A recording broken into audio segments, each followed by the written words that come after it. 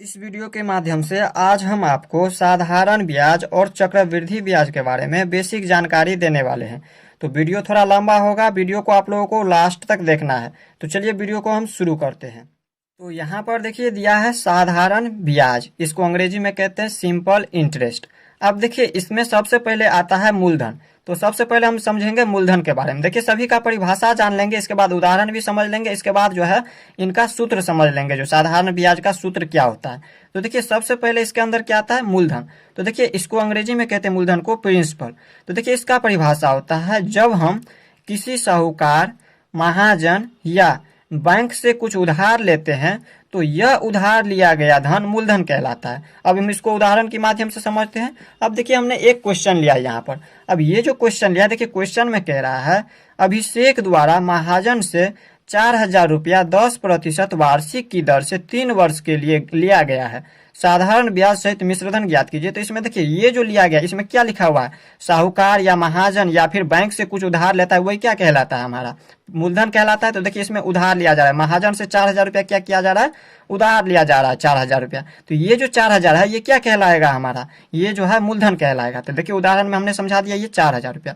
अब इसके बाद हम समझते हैं यहाँ पर क्या है। देखिए इसको ऊपर कर लेते हैं। यहाँ पर देखिए इसमें मूलधन में दिया है, मूलधन इसको अंग्रेजी में क्या कहते हैं, प्रिंसिपल। और प्रिंसिपल को यहाँ पर पी से सूचित किया जाता है। मूलधन यानी प्रिंसिपल को किससे सूचित किया जाता है, पी से सूचित किया जाता है, याद रखिएगा। मूलधन की जगह पे आप पी भी लिख सकते हैं। अब इसके बाद देखिए दूसरा नंबर है ब्याज की दर। इसको अंग्रेजी में कहते हैं रेट ऑफ इंटरेस्ट। अब देखिए यहाँ पर इसका परिभाषा होता है प्रति 100 रुपये मूलधन पर प्रति वर्ष दी जाने वाली रकम को ब्याज की दर कहते हैं। अब इसको भी उदाहरण के माध्यम से समझते हैं। यहाँ पर देखिए दिया है ब्याज की दर, इसको अंग्रेजी में कहते हैं रेट ऑफ इंटरेस्ट। अब देखिए यहाँ पर लिखा है प्रति 100 रुपये पर मूलधन पर। अब प्रति 100 रुपये, जैसे यहाँ पर है 4,000, ये क्या है, मूलधन है। और इस मूलधन पर यहाँ पर देखिए यहाँ पर क्या कह रहा है, प्रतिवर्ष दी जाने वाली रकम को ब्याज की दर कहते हैं। अब ये जो है प्रति वर्ष, यहाँ पर देखिए ये 10% क्या लग रहा है, यहाँ पर वार्षिक दर लग रहा है। तो यही वार्षिक दर, ये जो 10% है, ये क्या कहलाएगा, हमारा ब्याज की दर कहलाएगा। तो उदाहरण में ये क्या हो गया, 10%, ये हो गया इसका उदाहरण। अब देखिए इसके बाद इससे आगे क्या दिया है, इसमें देखिए यहाँ पर है ब्याज की दर में, ब्याज की दर इसको अंग्रेजी में कहते हैं रेट ऑफ इंटरेस्ट। इसको आर से सूचित किया जाता है। रेट ऑफ इंटरेस्ट को क्या चीज से सूचित किया जाता है, आर से। यहाँ पर ब्याज की दर की जगह पर आप चाहे तो आर भी लिख सकते हैं। अब देखिए इसके बाद आता है हमारा समय, इसको अंग्रेजी में कहते हैं टाइम। अब देखिए यहाँ पर इसका परिभाषा होता है जितने वर्षों के लिए धन उधार लिया जाता है वह समय कहलाता है। अब देखिए इसमें यहाँ पर कितने वर्षों के लिए यहाँ पर उधार लिया गया, जैसे यहाँ पर ये जो ले रहा है अभिषेक, जो उधार ले रहा है धन 4,000 रुपया, ये मूलधन हो गया, ये हो गया यहाँ पर ब्याज की दर। और इसके बाद देखिए ये जो 3 वर्षों के लिए ले जा रहा है, यहाँ पर ये कितने वर्षों के लिए उधार लिया जा रहा है, इसमें 3 वर्षों के लिए। तो ये जो 3 वर्ष है ये हमारा क्या कहलाएगा, ये हमारा समय कहलाएगा। तो समय में यहाँ पर कितना हो जाएगा, 3 हो जाएगा। इस क्वेश्चन के माध्यम से जो समझ रहे हैं, तो 3 वर्ष ये हो गया, समय हो गया। अब इसके बाद देखिए यहाँ पर है समय, और इसको अंग्रेजी में क्या कहते हैं, टाइम। और टाइम को जो है हम टी से सूचित करते हैं। यहाँ पर टाइम की जगह पर टी भी लिख सकते हैं, यानी कि समय की जगह पर आप चाहे तो टी लिख सकते हैं। अब इसके बाद आता है हमारा ब्याज। अब हम इसको ऊपर कर लेते हैं, इसके बाद हम आगे आपको समझाते हैं। अब देखिए अब है ब्याज, इसको अंग्रेजी में क्या कहते हैं, इंटरेस्ट। अब देखिए इसमें क्या होता है, उधार लिया गया धन जब एक निश्चित समय के बाद लौटाया जाता है तो मूलधन के अतिरिक्त कुछ और धन देना पड़ता है, यह अतिरिक्त धन ही आता है। अब इसको भी हम उदाहरण के माध्यम से समझते हैं। इसमें क्या कह रहा है, यहाँ पर देखिए इसमें कह रहा है निश्चित समय के बाद, यानी कि जैसे यहाँ पर 3 साल के बाद कह रहा है, तो 3 साल के बाद इसका जो समय पूरा हो जाएगा तब इसमें क्या कह रहा है, मूलधन के अतिरिक्त, मूलधन यहाँ पर 4,000 है और इसके अतिरिक्त इसको कुछ धन मिलेगा, एक्स्ट्रा धन। अब वही एक्स्ट्रा धन यहाँ पर 10% इसको एक्स्ट्रा धन मिलेगा। तो ये जो एक्स्ट्रा धन इसको मिलेगा, जैसे यहाँ पर 4,000 है और 4,000 में इसमें कुछ एक्स्ट्रा मिलेगा, जैसे इसका 10% कर लेंगे। एग्जाम्पल के लिए मान लीजिए 500 रुपया इसमें एक्स्ट्रा हो रहा है, जब इसका 10% निकालते हैं तो ये एक्स्ट्रा वहाँ पर मान लिए हैं हम एग्जाम्पल के लिए। तो ये जो 500 रुपया एक्स्ट्रा हुआ है, तो ये 500 क्या हो गया, ब्याज हो गया, ये जो एक्स्ट्रा धन लग रहा है। अब इसके बाद देखिए ब्याज में क्या होता है, उदाहरण में तो हमने समझ लिया, जैसे यहाँ पर हमने 500 रुपया ब्याज लगा है तो ये 500 हो गया। जैसे 4,000 पर 500 रुपया हमें ब्याज लग रहा है, वही होता है हमारा क्या, इंटरेस्ट, यानी कि ब्याज होता है। अब देखिए ब्याज, अब इसको हम यहाँ पर अंग्रेजी में क्या कहते हैं, इंटरेस्ट। और इसको जो है हम आय से सूचित करते हैं। इसको क्या चीज से सूचित करते हैं, आय से। देखिए ब्याज रहे कहीं पर या फिर इंटरेस्ट रहे तो उसके जगह पर आप चाहे तो आय भी लिख सकते हैं। अब देखिए इसके बाद आता है हमारा मिश्रधन। अब हम समझते हैं मिश्रधन के बारे में। इसको अंग्रेजी में क्या कहते हैं? अमाउंट। अब देखिए इसका परिभाषा जब यहाँ पर हम लिखेंगे, जब हम मूलधन और ब्याज को जोड़ देते हैं तब यह धन मिश्रधन कहलाता है। अब देखिए यहाँ पर इसको भी समझते हैं उदाहरण के माध्यम से। अब देखिए हमने मान लिया है यहाँ पर 4,000 रुपया, ये क्या है? ये मूलधन है इसका, और इसमें ब्याज लग रहा है मान लिया हमने 500 रुपया। तो ये जो इन दोनों को जब हम जोड़ देंगे, इन दोनों को जोड़ने से ये कितना आ रहा है? 4,500 रुपया। अब ये जो 4,500 रुपया आ रहा है यही हमारा क्या कहलाएगा? मिश्रधन कहलाएगा। यही हमारा मिश्रधन कहलाएगा। अब देखिए मिश्रधन को हम इसको अंग्रेजी में क्या कहते हैं? अमाउंट। और अमाउंट को जो है हम ए से सूचित करते हैं, इसको ए से सूचित किया जाता है। यानी कि यहाँ पर मिश्रधन की जगह पर चाहे तो आप ए भी लिख सकते हैं या फिर अमाउंट की जगह पर ए भी लिख सकते हैं। देखिए अब है साधारण ब्याज। इसको अंग्रेजी में क्या कहते हैं? Simple interest. अब देखिए इसमें क्या होता है, यदि मूलधन तथा ब्याज की दर प्रत्येक वर्ष के लिए समान हो तो इस प्रकार के ब्याज को साधारण ब्याज कहते हैं। अब इसमें समझिए साधारण ब्याज में यदि मूलधन, जैसे यहाँ पर देखिए इसका मूलधन क्या है? 4,000 रुपया। ये जो मूलधन हो गया ये मूलधन, और ब्याज की दर जो है यहाँ पर 10% है। तो हर एक बार जो 10% इसी पर लगे, जैसे यहाँ पर 3 साल के लिए, मान लीजिए एक साल में अगर यहाँ पर 4,000 का अगर यहाँ पर 10% मतलब 400 रुपया अगर लग रहा है तो तीनों साल में सिर्फ 400 लगेगा। इसी तरह से 3 साल में जो है सिर्फ ये ना कि एक पहली साल लगेगा 400 तो दूसरी साल 500, इस तरह से नहीं।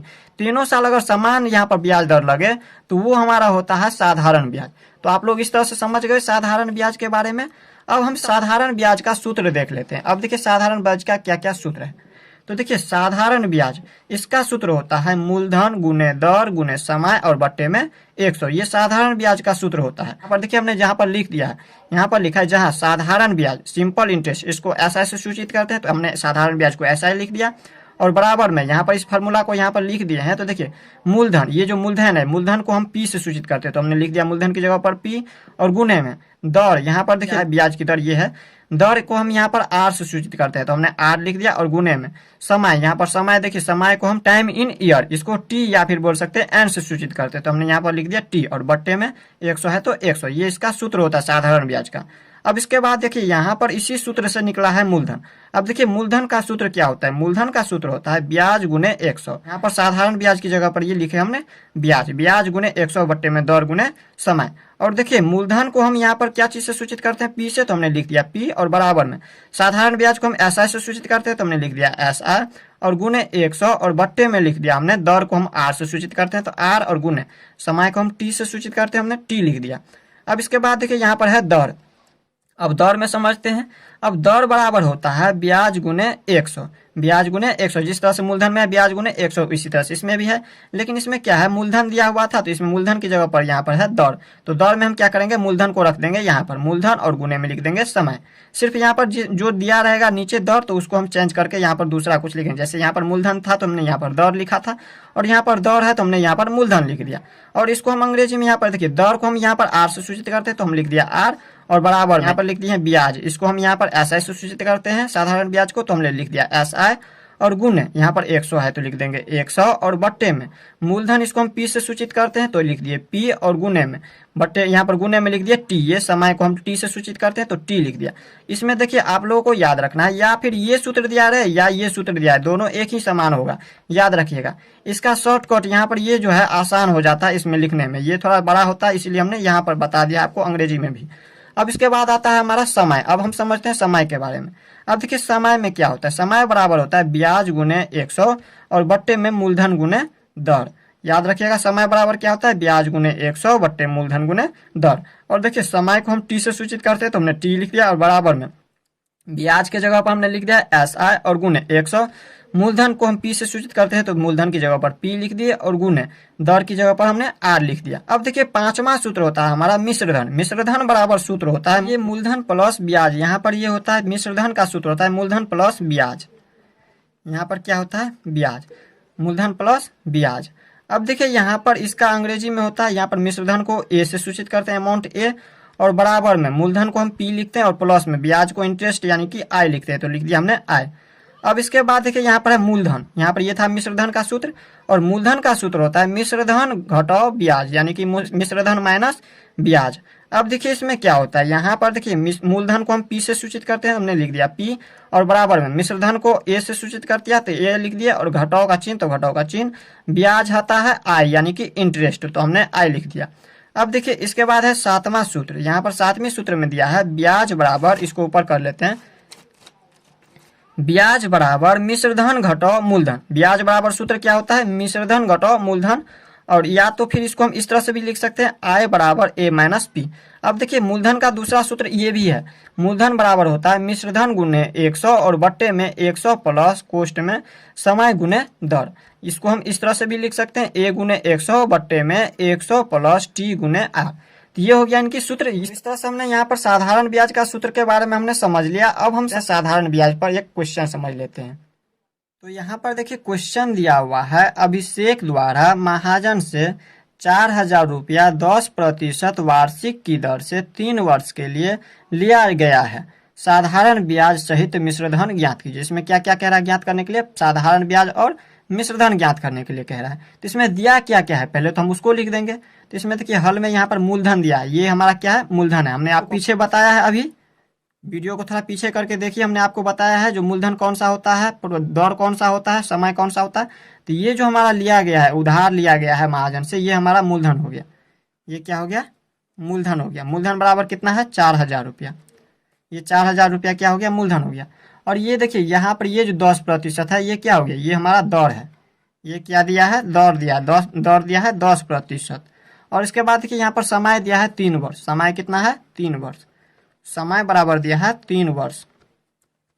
और इसके बाद देखिए यहाँ पर कह रहा है साधारण ब्याज ज्ञात करने के लिए। तो साधारण ब्याज का सूत्र क्या होता है, यहाँ पर कह रहा है साधारण ब्याज ज्ञात करने के लिए। तो साधारण ब्याज बराबर सूत्र होता है मूलधन गुने दर गुने समय, ये इनका सूत्र होता है, और बट्टे में होता है 100। तो इसी पर हम इसको बनाएंगे। तो देखिए मूलधन दिया है 4,000 रुपया, तो मूलधन लिख देंगे हम 4,000 रुपया, गुने दर दिया है, दर कितना है 10%, तो लिख देंगे 10, और गुने समय कितना दिया है 3 वर्ष, तो लिख देंगे 3 वर्ष, और बट्टे में यहाँ पर 100 है फार्मूला से यानी कि सूत्र से, तो हम लिख देंगे 100, और बराबर में यहाँ पर देखिए अब जो कट रहा है उसको हम काट देंगे।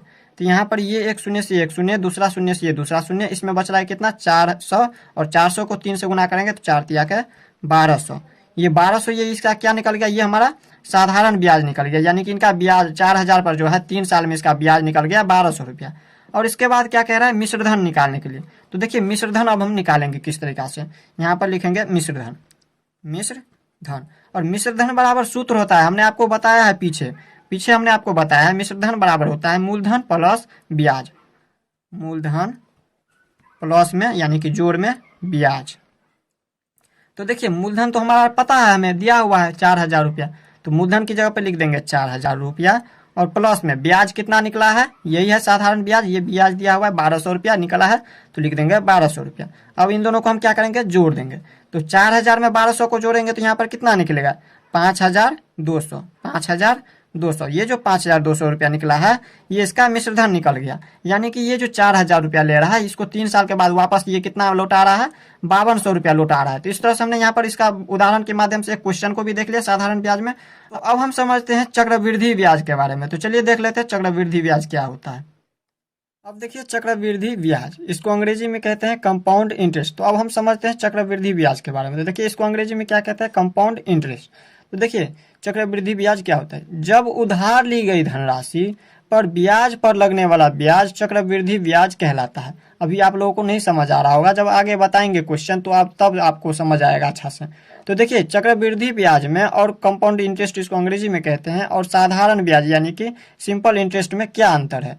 तो देखिए साधारण ब्याज में क्या होता है, उसमें जो है मूलधन एक ही होता है हमेशा, उसका मूलधन जो है कांस्टेंट होता है। और इसमें चक्रवृद्धि ब्याज में जो है इसका मूलधन आगे इंक्रीज यानी कि आगे बढ़ते रहता है। तो देखिए अभी आप लोगों को नहीं समझ आ रहा होगा, क्वेश्चन जब बताएंगे तब आपको अच्छा से समझ आएगा। तो चक्रवृद्धि ब्याज का सूत्र जान लीजिए। चक्रवृद्धि ब्याज का देखिए सूत्र क्या क्या है।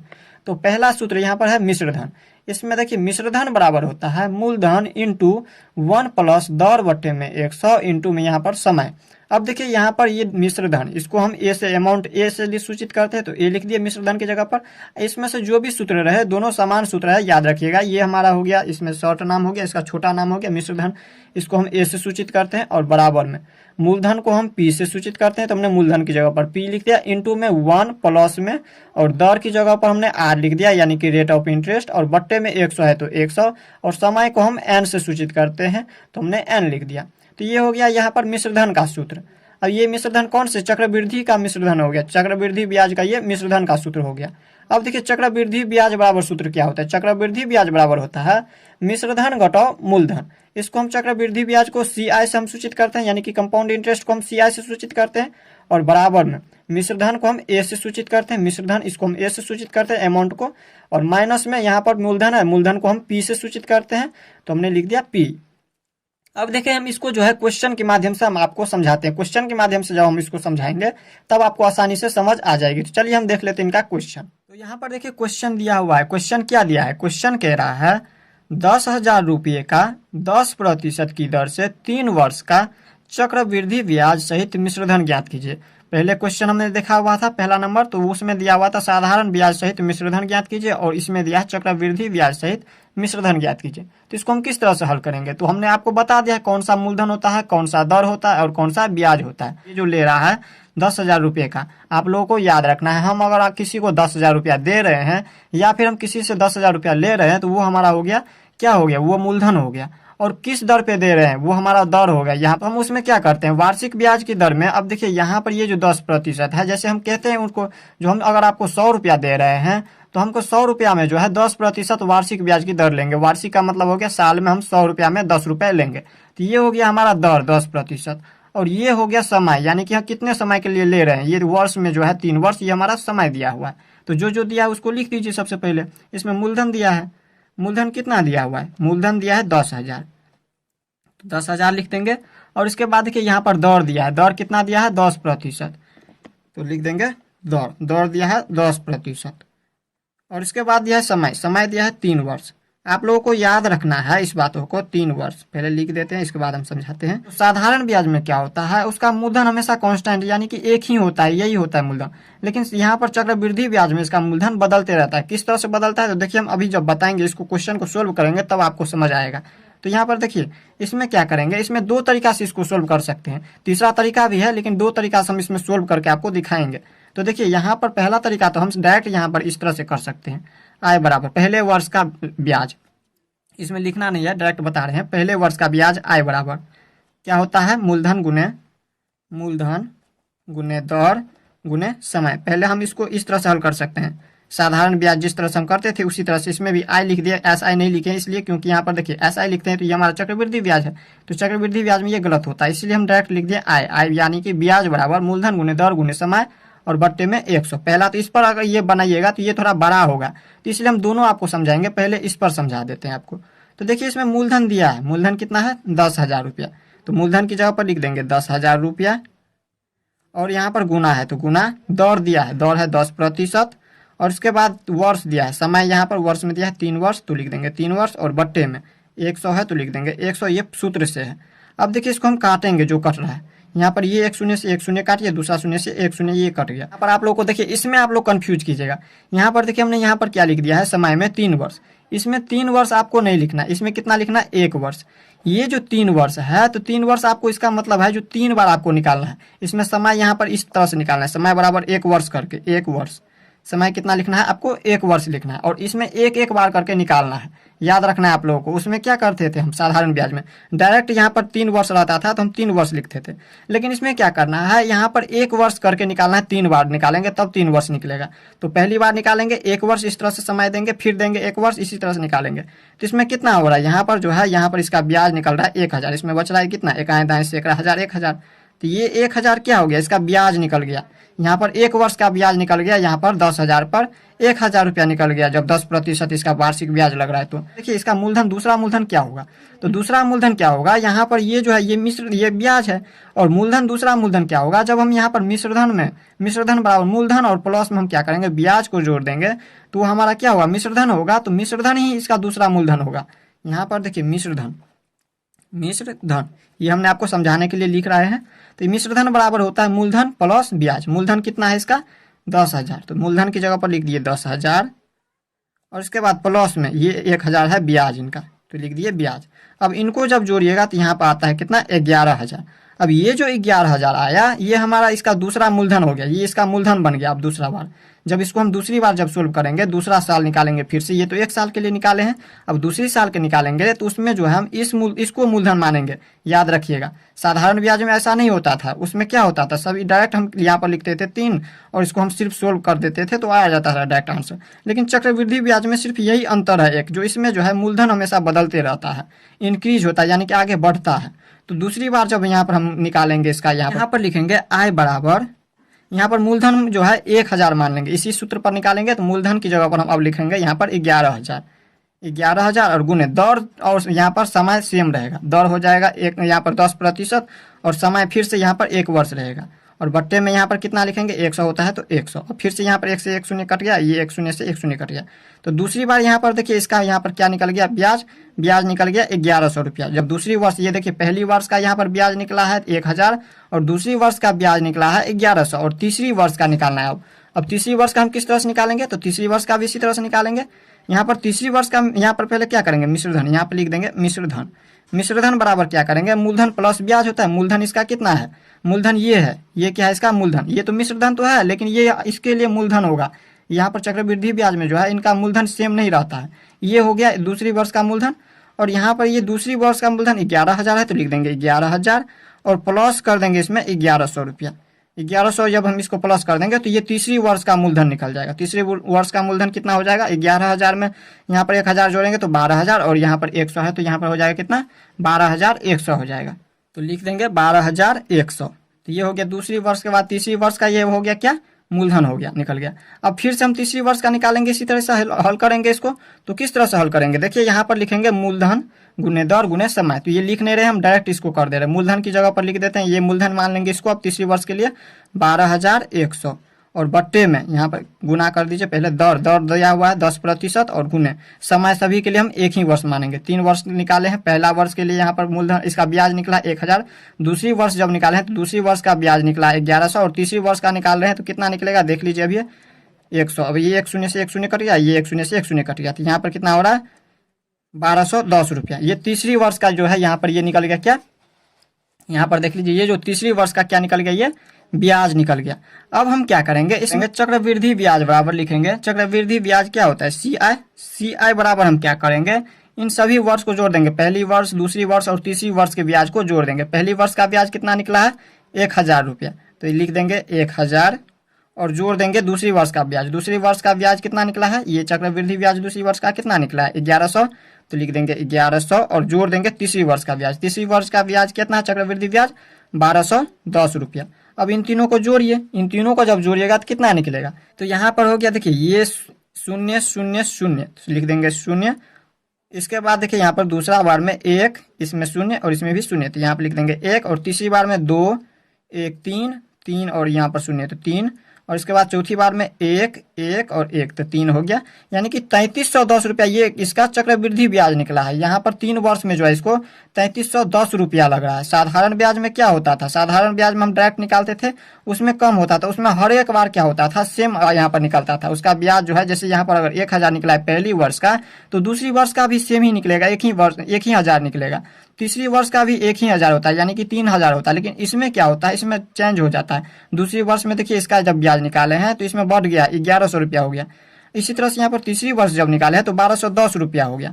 तो इस तरह से यहाँ पर 3 वर्ष का ब्याज जो है इनका निकल गया चक्रवृद्धि ब्याज 3,310 रुपया। ये तो इनका चक्रवृद्धि ब्याज निकला है। और इसके बाद क्या कह रहा था इसमें निकालने के लिए, यहाँ पर कह रहा था मिश्रधन यहाँ पर निकालने के लिए। यहाँ पर देखिए कह रहा था मिश्रधन ज्ञात कीजिए। अब मिश्रधन हम किस तरह से ज्ञात करेंगे, तो मिश्रधन का भी सूत्र होता है, हमने आपको बताया है मूलधन प्लस ब्याज। तो यहाँ पर लिखेंगे मिश्रधन। मिश्र धन। और मिश्र धन बराबर सूत्र होता है मूलधन, मूलधन प्लस ब्याज। तो देखिए यहाँ पर जो है मूलधन हमें पता है, इसका मूलधन कितना है,